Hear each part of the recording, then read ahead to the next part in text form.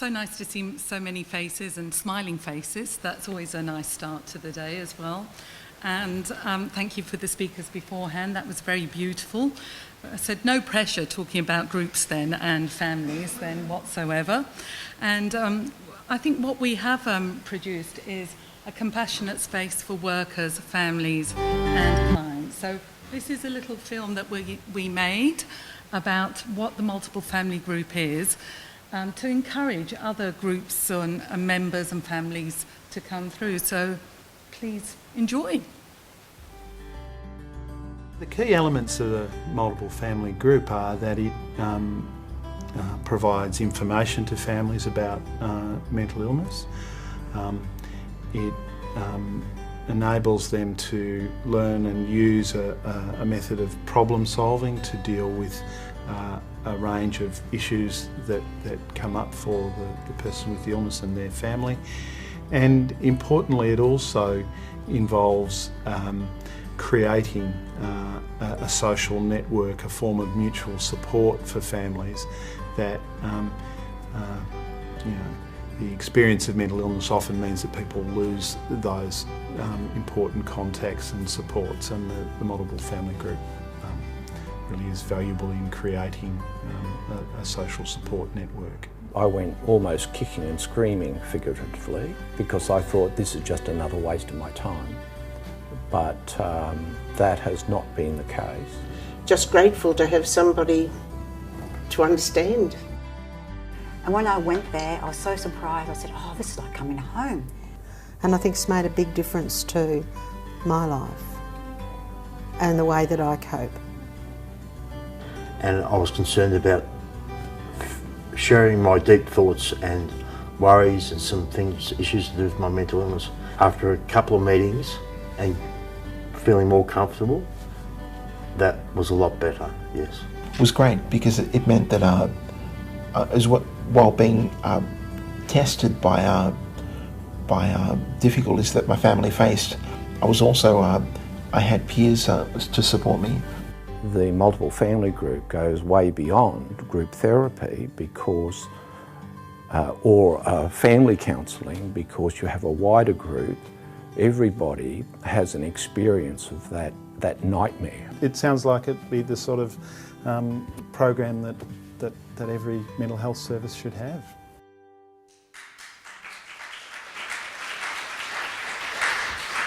So you would think that it would be statewide, worldwide, but believe it or not, I'm a leader in the Southern Hemisphere because there's only 2 areas that are doing it. So I like to just out that I'm now a leader in multiple family group, and it's how it works. I'm here also with 2 of my members of the group, so Lauren, who was a family member from the last group, and Digby, who you may have seen on the TV this weekend for about the new park for Origin. So he's flown up Johnston Street on his bike, so I thought you'd rather hear about the insider's guide to what it's like to be part of the group. So I'll just go through this. I'll make it as short and sweet as I possibly can. Okay, so this is a unique group where consumers and their families are part of the group, and there's usually 5 or 6 families together. So we're not talking about a carers group, we're not talking about a client group, but talking about a group that we can have together, because mental illness doesn't experience it on one part or the other. It has an impact on everything and so forth and so forth. So it incorporates psychoeducation, structured social support, group problem solving, and it uses the participants' lived experience and peer support. I call it the brains trust, because I can tell someone 4 or 5 times, 100 times how to deal with something, and then I hear it within the group and someone else says it and they hear it in a different way. They go, oh, you've had this experience, you understand it better.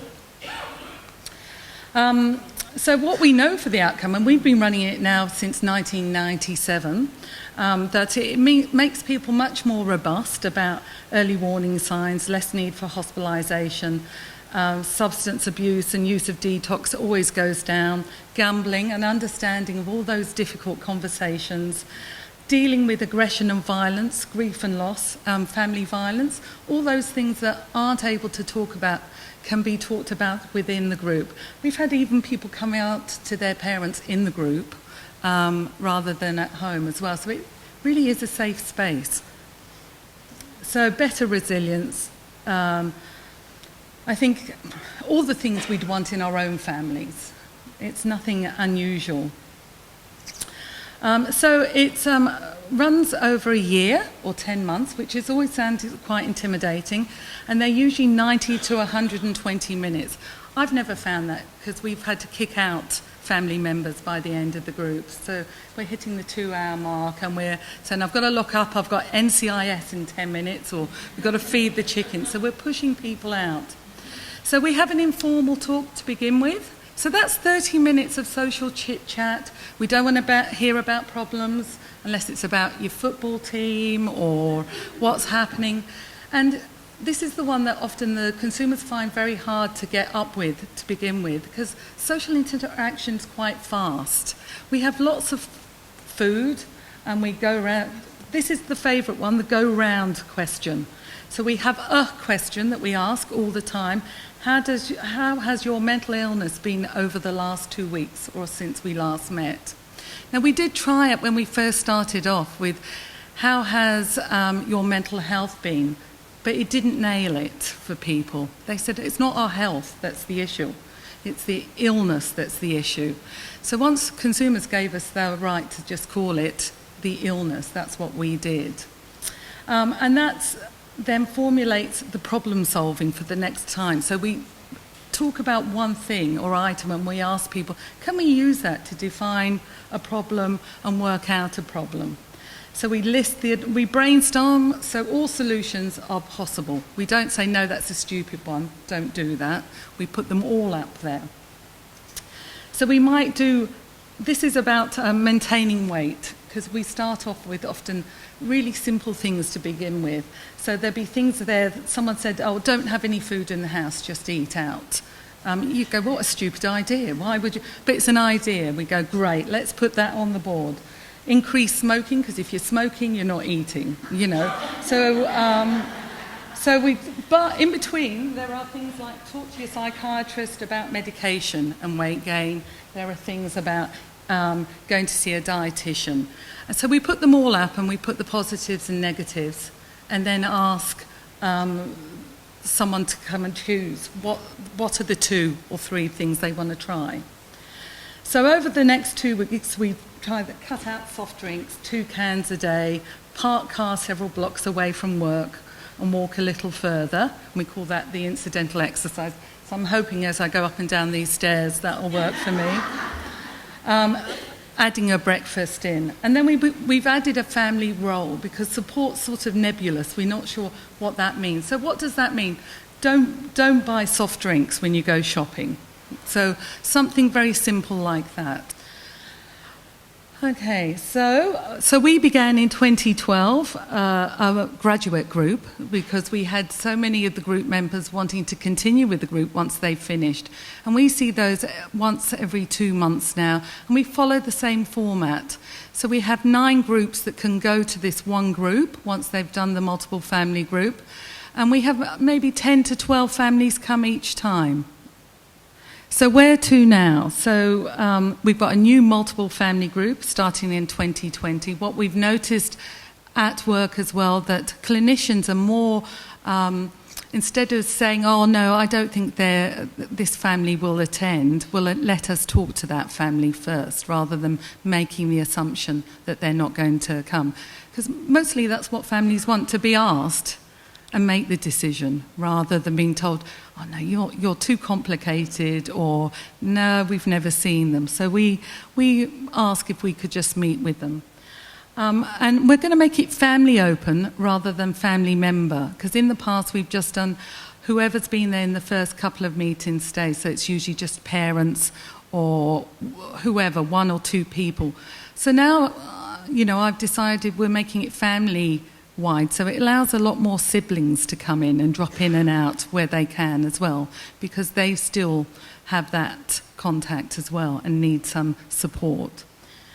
So what we're hoping to do is embed one of our peer workers in as well, and they're going to come in every other session as well, so that they embed that whole thing about the peer workforce and what it is as well. I think I should just end it there, shouldn't I, really? But I just wanted to add, this was something I have on my fridge, and it says, "Remember, as far as anyone knows, we're a normal family." And I think it's what we have here. We have lots of normal families dealing with abnormal situations. So that was hot off my fridge this morning. So I'm going to ask the lovely Lauren and the delectable Digby to come and do the Insider's Guide for a couple of minutes, and they'll be far more impressive than I am.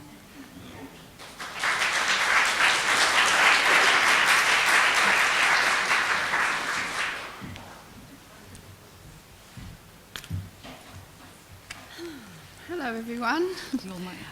I'd quite like to do this spontaneously, but a big group like this, I'm not used to public speaking, so forgive me if I read. When our family... Can you hear me?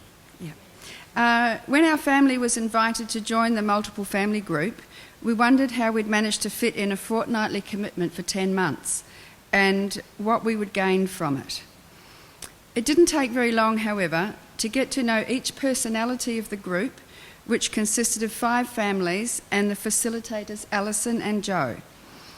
There were 3 sets of parents accompanying an adult child, a husband supporting his wife, and an adult son supporting his mother, both of those living with mental illness. Her circumstances changed partway through, and the mother then came to support the son. The first couple of sessions were about how the groups are run and the general format of the evening. We were then asked to bring in one item to talk about, a hobby or a passion, which was a lot of fun and a fantastic icebreaker. We'll never forget George's Canaries or Helen's passion for all things Michael Jackson. About 3 weeks in, we hesitantly took our turn to describe the tortured journey we'd each been on to arrive at that table together.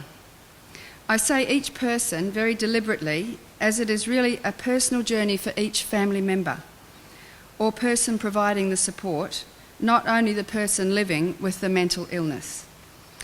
Although that was a difficult, excruciating session, it really helped build trust within the group and a great respect for each person's resilience. I came to realise that while each family's circumstances are different and the mental illness itself different for each person, the struggles, the pain, and in particular the sense of frustration and isolation are so similar. Mental illness, psychosis, doesn't discriminate. Wealthy or poor, indifferent to ethnic groups, the issues are the same. Over the time, I came to realise, actually that video, all that we share was really very good to describe what I've just said.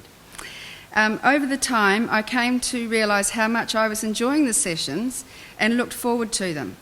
And I know I wasn't alone. It wasn't only the great snacks that Alison and Joe provided, or the bulbs and lemons from Prue's garden, or the cherries from Joe's garden, or the cakes that people brought in, or the banter and the humour in the room. It was to hear how each person had been over the fortnight, to share the happy greetings as each arrived, and in particular to see how, over the months, the members with the mental illness gained in confidence and found a sense of peace. Sometimes there were bad days and relapses for individuals, and we were all there to provide support. Over the time, 2 resumed uni and 2 commenced a new job. So as a group, we brainstormed what challenges could be presented in those circumstances to help them deal with the upcoming situation. For example, Do you disclose or not disclose you have a mental illness and the stigma employers may attach to that? We also looked at options and suggestions to support another person struggling with motivation to get out of the house and walk for 30 minutes a few times a week. I believe the brainstorming format for each fortnight helped provide a degree of confidence in a safe place which the person concerned wouldn't otherwise have and benefited from. Over the time, there were about 4 speakers, all from our local mental health service, who provided very useful information. In particular, a peer support coordinator, I think that was his role, whose life story touched and inspired us all. So I guess there are a few take-home messages I can provide from the privilege I've had of being part of this wonderful group of people, including, of course, Alison and Joe. Having been with several people over 10 months who live with a mental illness, I've gained a deeper understanding about the need to separate the illness from the person, which gets in the way of that person living a fuller life. And families, I might add. The opportunity of seeing my son James interact and grow in confidence through the participation in this group and share insights into himself, triggered by stories shared by others in the group that in our usual daily life may not arise. Having to challenge some of my own beliefs, which seem to keep happening through this journey. And each time I go to a conference, or last week I went to the Bouverie Centre, again, my beliefs are challenged and I get an insight and better way of thinking about this journey. I know that I could contact several carers in the group if needed, who already know our history and feel confident of the support, advice and friendship. And lastly, I feel richer for the insights I've gained into myself, my family and the lives of others who have had to travel down the same unfortunate path. I'd do it all again. Thank you.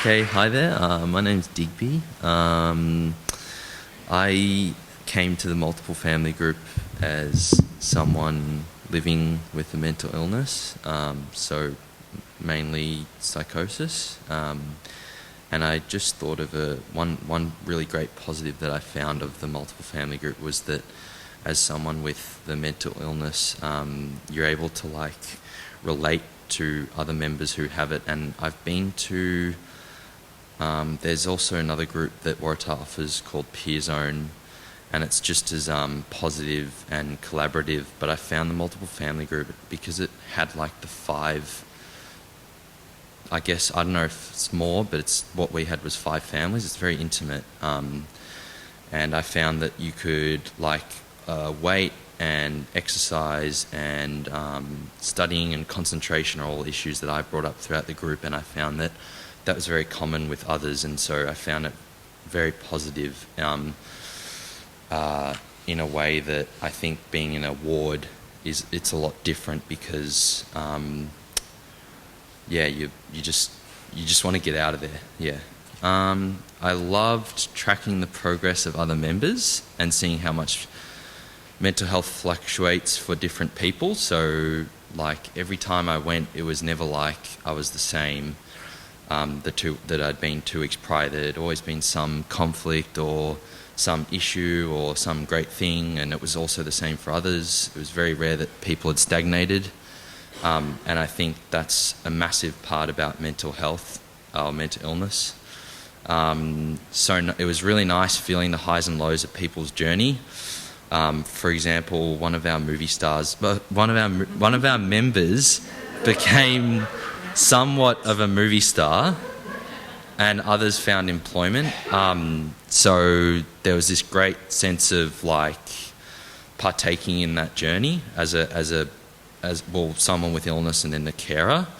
I really felt a sense of embracement by the group. All kinds of topics were open to discussion, and often people would say just the most raw things, and you just wouldn't even imagine that person to say something like that, and it suddenly you felt like there was a reciprocal relationship because you both trusted each other, and you know, they're things that will probably just stay in that room. But yeah, I think that's important. It became a space where I could hear what my parents thought of my progress, as we often didn't reflect in such a way at home. So each with the question that you open up with, how's your mental health been the last 2 weeks, your carer or whomever is not having with the mental illness also reflects on that. And so I found that I was able to gain insight into what my parents thought of me, and then that opened up more discussion back at home. So I found that very helpful. And I just have to finish by giving my absolute credit to Waratah Clinic. I think it's a fantastic program, and as Alison said, it's one of the few run in the world. I've sort of been in contact with mental health services for I think almost 8 years now, and I think that Waratah is the best community mental health service in general I've been in contact with. Their holistic approach and persistence to create a service modelled to the consumer's needs rather than the institution is typified across the prevention and recovery care and CCU and other services. Like one of the women in our group had been living at the CCU for a couple of years, and they continued to extend that stay because they knew that it would be sort of wrong to end it according to the institution's limits. So I think that's, Waratah will really put it out there for the consumer. Yeah, so thanks, Alison. Thank you.